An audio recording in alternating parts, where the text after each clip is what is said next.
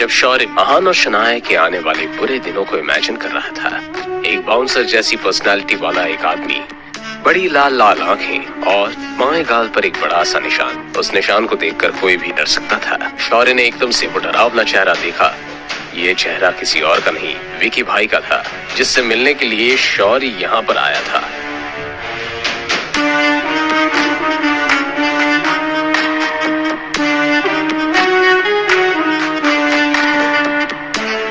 गिल साहब, कैसे आना हुआ? कोई काम था क्या? अरे विकी भाई, आप कैसी बात कर रहे हैं? अब कोई काम नहीं होगा तो क्या मैं आपसे मिलने नहीं आ सकता? विकी भाई कुछ ज्यादा ही स्ट्रेट फॉरवर्ड इंसान था। वैसे तो दुनिया के लिए वो बड़े से बार का मालिक था, लेकिन असल में वो एक गुंडा था। गिल साहब, इतनी मक्खनबाजी करने की जरूरत नहीं है। तुमको अच्छे से पता है कि अगर मुझे डील अच्छी लगी तो मैं मना नहीं करूंगा। अब बताओ, तुम ऐसे कौन से झमेले में फंसे हो कि जिसकी वजह से तुम्हें यहाँ मेरे पास आना पड़ा? विकी भाई, आप तो सब कुछ जानते हैं, तो मैं सीधा पॉइंट पे आता हूँ। वो मेरी कजन है ना, मैं जानता हूँ कि आप उसमें थोड़ा इंटरेस्टेड थे। तुम्हारी कजिन? कौन? शनाया? अब तक जो विकी भाई आलसी अंदाज में बैठा हुआ था, अचानक से उसकी आंखें चमकने लगी। शौर्य का जवाब सुनते ही उसने शौर्य से कहा, क्या 3 साल पहले उसकी शादी नहीं हो गई थी? क्या उसने तुम्हें परेशान किया है क्या? विकी भाई, जैसा कि आप जानते हैं, हमने अभी अभी स्प्रिंग कॉर्पोरेशन के साथ काम करना शुरू किया है, तो किसी ना किसी को तो कंपनी का हेड बनना ही था। बस इसी बात को लेकर मेरे और शनाया के बीच में झगड़ा चल रहा है, और बस इसी वजह से हम सबकी रातों की नींद उड़ी पड़ी है। ये सुनकर विकी भाई को भी बड़ी एक्साइटमेंट फील हो रही थी, मगर उसने फिर एक बार शौर्य से सवाल करते हुए कहा, क्या तुम शनाया को मरवाना चाहते हो? नहीं नहीं विकी भाई, मैं भला किसी को क्यों मरवाऊंगा? क्या तुम स्प्रिंग कॉर्पोरेशन की बात कर रहे हो? मेरे सुनने में आया है कि दिल्ली की रायजादा फैमिली ने इस प्रोजेक्ट में इन्वेस्ट किया है। अब जब तुम लोगों के पास इतना पैसा आ ही रहा है, तो तुम्हारा काम करने के लिए मैं पूरे 10 लाख दूंगा। मंजूर? क्या रायजादा? तभी मैं सोचूं कि इतना बड़ा इन्वेस्टमेंट कौन कर सकता है। नहीं, अब तो किसी भी कीमत पर मुझे शनाया को इस प्रोजेक्ट से बाहर निकालना ही होगा। शौर्य ने मन ही मन सोचते हुए अपना इरादा पक्का कर लिया और हामी भरते हुए विकी भाई से बोला, ठीक है भाई, 10 लाख में डील डन। तुम क्या चाहते हो और शनाया से कैसे निपटना है? अब जो तरीका आपको सबसे ज्यादा पसंद है, उसी तरीके से निपटते हैं। क्या?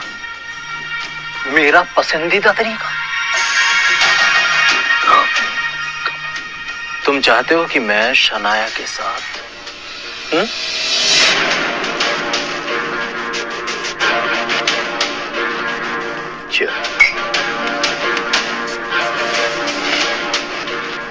जी भाई, और वैसे भी आपको शनाया में दिलचस्पी तो थी ही, तो क्यों ना इस मौके का फायदा हम दोनों उठा लें। मगर मैं चाहता हूं कि आप वीडियो शूट कर लो, क्योंकि उस वीडियो के चलते शनाया का भी मुंह बंद रहेगा और आपकी भी कई सालों की तमन्ना जो पूरी हो जाएगी। एक एक शब्द के साथ शौर्य की शैतानी नीयत दिखाई दे रही थी। वैसे तो विकी भाई को किसी से डरने का कोई रीजन नहीं था, मगर फिर भी वो किसी मुसीबत में नहीं फंसना चाहता था। गिल साहब, कहीं कोई गड़बड़ तो नहीं होगी ना? भले ही गिल फैमिली बहुत पावरफुल नहीं थी, लेकिन उनका बड़े बड़े गवर्नमेंट ऑफिसर्स के साथ उठना बैठना था। गिल फैमिली की बेटी के साथ ऐसी उल्टी सीधी हरकत करने से कहीं विकी भाई मुसीबत में आ जाता तो?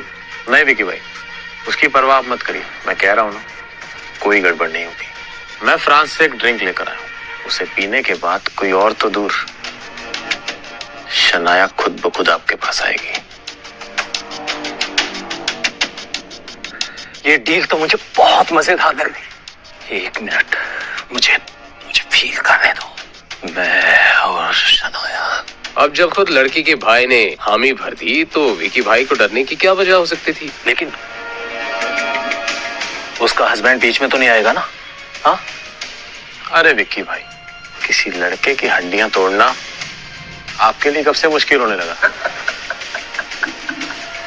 अगर अहान बीच में आया तो थोड़ी सी खातिरदारी उसकी कर देना।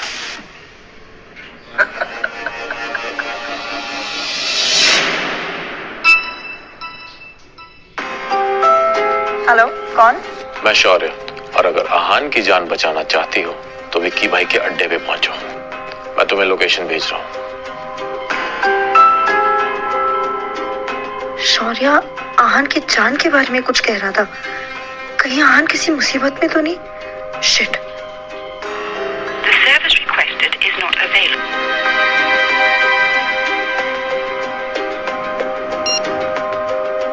मुझे जल्द से जल्द वहां जाना होगा।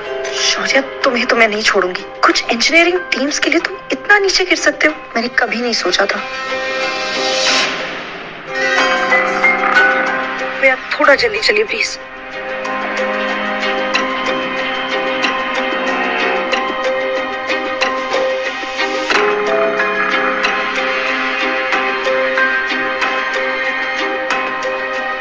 आहान,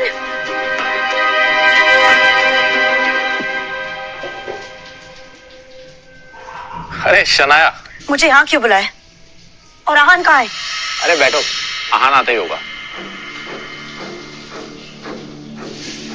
शौर्य, अगर तुम्हें कुछ कहना है तो जल्दी कहो।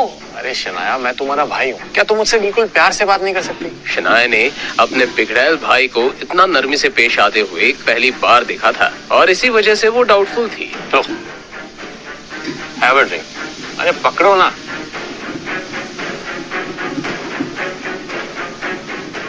Cheers.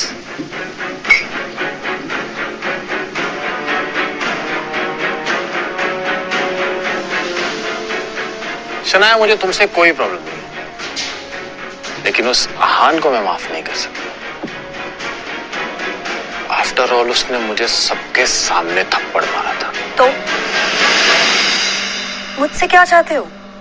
मैं चाहता हूं कि तुम उस आहान को थोड़ा कंट्रोल करो, क्योंकि उसका ये बर्ताव मैं बिल्कुल बर्दाश्त नहीं कर सकता। और ऐसा नहीं हो सकता कि हम ये सब पुरानी बातों को भूल जाएं, क्योंकि एक फैमिली में ये सब प्रॉब्लम्स अच्छी नहीं लगती। शनाया को ये ज्यादा मुश्किल बात नहीं लगी।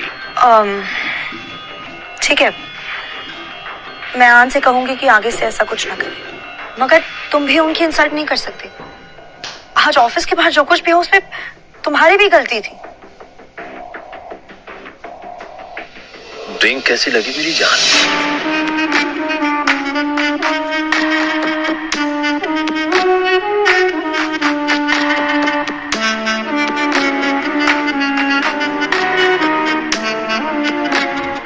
शनाया उस आदमी के चेहरे पर लगा घाव देखकर डर गई, मगर फिर अपनी घबराहट छिपाते हुए शनाया ने शौर्य से पूछा,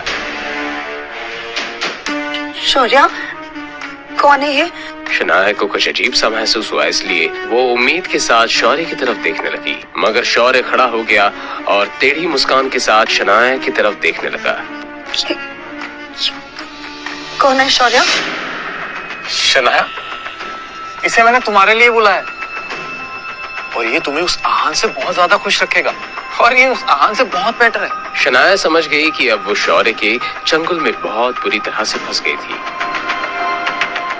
तुम्हारी हिम्मत कैसे हुई? वो शौर्य का कॉलर पकड़ने ही जा रही थी कि उसका सर चकराने लगा। शौर्य, शौर्य, तुम मेरे साथ सही नहीं कर रहे हो। दादाजी को पता चला तो तुम्हारी जान ले लेंगे।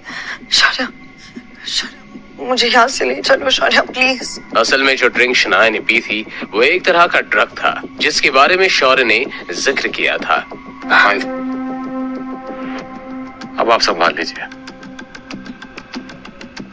मैं निकलता हूं। मैं आ रहा हूं मेरी जान।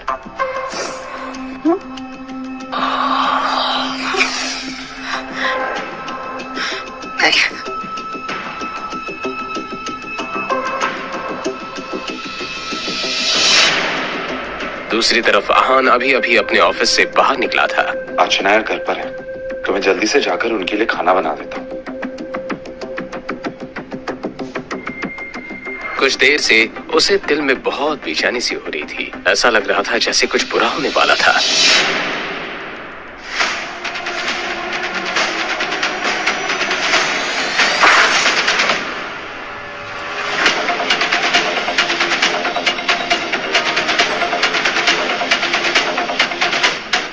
आहान ने देखा कि शौर्य के चेहरे पर अलग ही तरह की खुशी नजर आ रही थी। शौर्य को देखकर आहान कंफ्यूज हो गया। क्या आज सुबह जो हुआ था उसके बाद शौर्य का इतना खुश होना थोड़ा अजीब नहीं है? ना चाहते हुए भी मैंने उसे थोड़ा ज्यादा ही इंसल्ट कर दिया था, लेकिन ये तो मुंह छुपाने के बजाय पार्टी कर रहा है, बेशर्म कहीं का। आहान को क्या पता था उसी विकी भाई अड्डे में उसकी वाइफ शनाया पर क्या बीत रही थी। अब क्या होगा? क्या आहान को कुछ पता चल पाएगा या फिर वो घर चला जाएगा? जानने के लिए सुनते रहिए सीक्रेट अमीरजादा, सिर्फ पॉकेट एफएम पर। मुझे नहीं पता कि मैं कौन हूँ। अच्छा तो फिर सुनो, मैं आहान की वाइफ। निया की बात सुनकर आहान के दिमाग ने जैसे काम करना ही बंद कर दिया था। इधर शनाया निया की तरफ बढ़ी और बोली, क्या बकवास कर रही हो तुम? आहान मेरे पति हैं।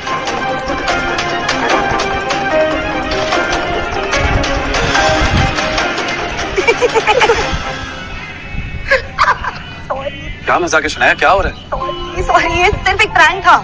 दरअसल निया मेरी दोस्त है, इसने मुझसे शर्त लगाई थी कि ऐसा कोई लड़का नहीं है जो इस पे फिसल ना जाए, तो मैंने ये आप पे टेस्ट कर लिया, मगर ये पूरी फेल हुई है। Proud of you Aahan. तुम दोनों ने मेरी जान निकाल दी। मगर आप चाहें तो मैं आपकी वाइफ बन सकती हूँ जीजी। शक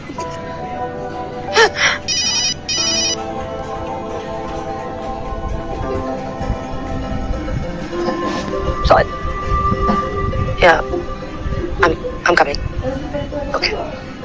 I'm sorry शनाया, मुझे जाना होगा, थोड़ा अर्जेंट काम आ गया है। क्या निया, मैंने यहाँ तुम्हें सेलिब्रेट करने के लिए बुलाया था। I know, I understand, पर ये थोड़ा अर्जेंट काम है। पर टाइम मिला तो हम फिर मिलेंगे। हाँ, bye Shanaya. Safe bye. Bye जीजू। पिछले 6 घंटों से शौर्य उसी पोजीशन में था। अब तो उसके पैरों में सेंसेशन भी नहीं हो रहा था। उसने इरिटेट होते हुए अपने आप से ही कहा, पता नहीं ये पापा इतनी देर से अंदर क्या कर रहे हैं। क्या वो दादाजी को जल्दी नहीं मना सकते? सर मैं चलता हूँ। ठीक है। क्या मुझे दादाजी ने माफ कर दिया? हाँ, लेकिन मैं तुमसे अभी भी नाराज हूँ। तुम्हें दादाजी की लिमिट को क्रॉस नहीं करना चाहिए था। जब उन्होंने कहा कि वो शनाया को इंजीनियरिंग वापस करना चाहते हैं तो तुम्हें उनके अगेंस्ट नहीं जाना चाहिए था। वो हमारी फैमिली के बड़े हैं और तुमसे भी बहुत प्यार करते हैं। तुम्हें उनकी और उनके डिसीजन की रिस्पेक्ट करनी चाहिए। I'm sorry पापा, मैं मेक श्योर करूंगा कि आगे से कभी ऐसा ना हो। शौर्य ने बहुत ही ईमानदारी से माफी मांगी। शौर्या, प्रोजेक्ट की चिंता तुम मत करो। कल तुम्हारे दादाजी मनाली जा रहे हैं। उनके निकलने से पहले हमें उन्हें मिलने जाना है।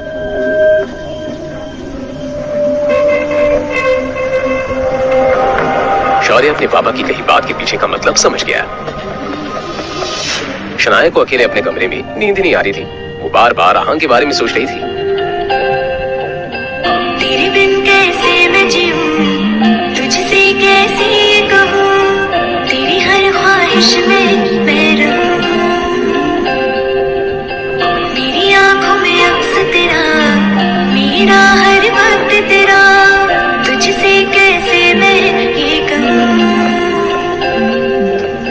दर्द ये दिल का कैसे मैं करूं बयां, तेरे बिन लागे ना कहीं मेरा जिया।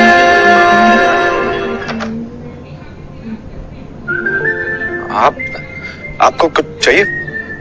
शनाया जवाब देने की बजाय इधर उधर देखने लगी। आहान से नजरें चुराने की नाकाम कोशिश करते हुए शनाया ने मन ही मन में कहा, मैं यहाँ मुंह उठाकर आ तो गई हूँ, लेकिन अब क्या बहाना बनाऊं? अब वो मेरे कमरे की लाइट नहीं चल रही। ओ, मैं अभी ठीक कर देता हूँ। इसकी कोई जरूरत नहीं है। आज शनाया को हो क्या था? वो इतनी अजीब बिहेव क्यों कर रही थी? आहान ये सुनकर कंफ्यूज हो गया और उसकी कंफ्यूजन देखना शनाया के लिए कोई मुश्किल काम नहीं था। मैं यही सो जाऊंगी। ठीक है, आप यहाँ सो जाइए, मैं आपके कमरे में सो जाता हूँ। क्या इन्हें मेरी बात के पीछे का मतलब समझ में नहीं आ रहा? अब क्या हम साथ नहीं सो सकते क्या? हाँ? मगर शनाया इतनी ब्रेव नहीं थी कि अपना सवाल वापस दोहरा पाती, इसलिए उसने कहा, वो मैं आपको परेशान नहीं करना चाहती, रहने दीजिए। आप खामखा परेशान हो रही है शनाया। एक बल्ब ठीक करने में क्या ही तकलीफ होगी? मैं वहाँ बल्ब भी ठीक कर लूंगा और आपके काउच पे सो जाऊंगा। आप आराम से यहाँ पे सो जाइए। आहान, रहने दीजिए। बल्ब नहीं ठीक करना? शनाया ने बड़े होपलेस अंदाज में आहान को बोली, रात को लाइट की क्या जरूरत है? आप सो जाइए, सो जाइए।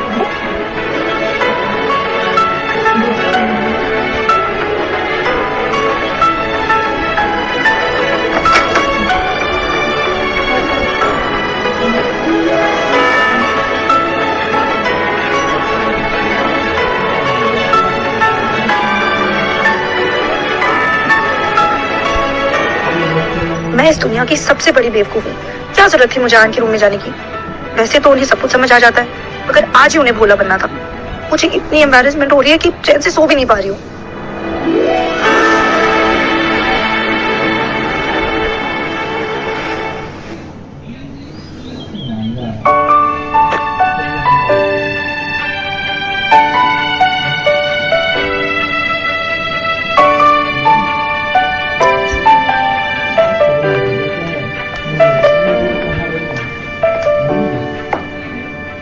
शनाया का ऑफिस छोड़ने के बाद आहान भी वहां से निकलने ही वाला था, लेकिन तभी उसने और शनाया ने एक आवाज सुनी। जाने दो मुझे।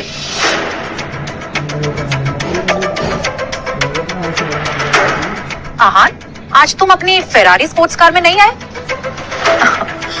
मुझे तो लगा था कि शनाया अब से रोज उसी कार में आएगी। शगुन गिल ने अपनी बात इस अंदाज में कही थी मानो वो सामने से शनाया और आहान को इंसल्ट करना चाहती थी। शगुन ने अपनी बात को आगे बढ़ाते हुए कहा, एक मिनट, कहीं ऐसा तो नहीं कि महंगी कार रेंट पे लेने के लिए आहान के पास अब पैसे भी नहीं है? आहान ने हमेशा की तरह इस ताने को भी सुनकर अनसुना कर दिया। वो कार अभी अभी आहान के रोजवुड स्प्रिंग वाले बंगलों की पार्किंग में खड़ी थी, मगर वो इस बारे में किसी को वजह देना जरूरी नहीं समझता था। मगर शनाया वो अपने दिन की शुरुआत ये बातें सुनकर नहीं करना चाहती थी। शगुन, क्या तुम फिर से धक्के खाकर यहाँ से बाहर जाना पसंद करोगे? मुझे अच्छे से याद जब मैंने तुम्हें और शौर्या को घर से निकाला था। और शगुन के चेहरे का रंग ही उड़ गया। शनाया ने डायरेक्टली शगुन की दुखती नस को पकड़ लिया था, और इतना ही नहीं, शगुन को उस दिन का नजारा एक बार फिर से याद दिला दिया था। मगर एक बार फिर से उसे कुछ याद आया और शगुन ने शनाया से कहा, तुम स्प्रिंग कॉर्पोरेशन की डील की वजह से इतना हवा में उड़ रही हो ना? क्या तुम्हें इतना भी नहीं पता कि दादाजी ने तुम्हें उस प्रोजेक्ट से कब का निकाल दिया है? ऐसा कैसे हो सकता है? कल ही तो शनाया ने ये डील जीतकर ये प्रोजेक्ट किल कंस्ट्रक्शन को जाता है। आनंद किल को खुश किया था, और आज एकदम से उसे एक प्रोजेक्ट से निकाल दिया। आहान ने जब ये सुना तो उसे ज्यादा हैरानी नहीं हुई। मैंने इस बात की उम्मीद पहले ही कर ली थी। शनाया के दादाजी को मनाने के लिए शौर्य और नीरज गिल किसी भी हद तक जा सकते हैं। बेवकूफ, तुम कुछ ज्यादा ही सपने देखती हो शनाया। Grow up now. इस सब का क्या मतलब है? दादाजी ने कहा है मुझे अभी उनसे बात करनी है। वो तो मनाली चले गए, बोल रहे थे कि उन्हें थोड़ा आराम की जरूरत है। शनाया के सवाल का ये जवाब शगुन ने नहीं, शौर्य ने दिया था। शनाया ने देखा तो शौर्य बहुत ही अकड़ में खड़ा था। उसने अपनी बात को आगे बढ़ाते हुए कहा, और जाते जाते उन्होंने स्प्रिंग कॉर्पोरेशन का प्रोजेक्ट भी मुझे दे दिया, तो तुम भी अब घर जाकर आराम कर सकती हो। उन्होंने तुम्हें किस बुनियाद पर ये प्रोजेक्ट दे दिया? किस बुनियाद पर? अच्छा सवाल। शायद तुम भूल रही हो शनाया, मैं शौर्य गिल, इस गिल खानदान का इकलौता वारिस, और आगे चलकर ये बिजनेस, ये खानदान सब मेरे इशारे पर चलने वाला। बस इसी बुनियाद पर दादाजी ने ये प्रोजेक्ट मुझे दिया है। आई होप ये तुम मेरा रीजन सुनकर सेटिस्फाइड हो। शनाया इस सब के बाद अपना कुछ कर सकती थी और ना ही कुछ करना चाहती थी। शौर्य बस कुछ मीठी बातों से आनंद गिल को खुश कर सकता था और उनका कोई भी डिसीजन बदल सकता था, इसलिए आहान को कोई हैरानी नहीं हुई थी। शौर्या, वैसे कुछ लोग ना कुछ ज्यादा ही घमंडी होते हैं। उन्हें अपने अलावा कुछ दिखता ही नहीं है। उन्हें लगता है कि हर्ष मेहरा जैसे बिग शॉट के साथ सोने से उनकी सारी प्रॉब्लम सॉल्व हो जाएगी, लेकिन 5 स्टार होटल के बिस्तर पे सोने से और असल जिंदगी में फर्क होता है। उसने सोचा कि अब जब शनाया का ये निकम्मा पति भी यहाँ मौजूद था तो क्यों ना उसे भी इन सब में घसीट लिया जाए। आहान, तुम्हें नहीं पता कि तुम्हारी इस खूबसूरत बीवी ने हर्ष मेहरा के साथ 5 स्टार होटल में कौन सी डील फाइनल की थी?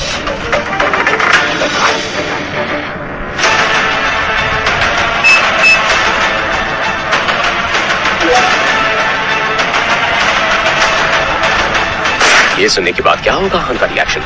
क्या आहान और शनाया में गलतफहमियां पैदा होने वाली हैं? शनाया कैसे आहान को अपने मासूमियत का सबूत देगी? जानने के लिए सुनते रहिए सीक्रेट मीरजादा, सिर्फ और सिर्फ पॉकेट एफएम पर।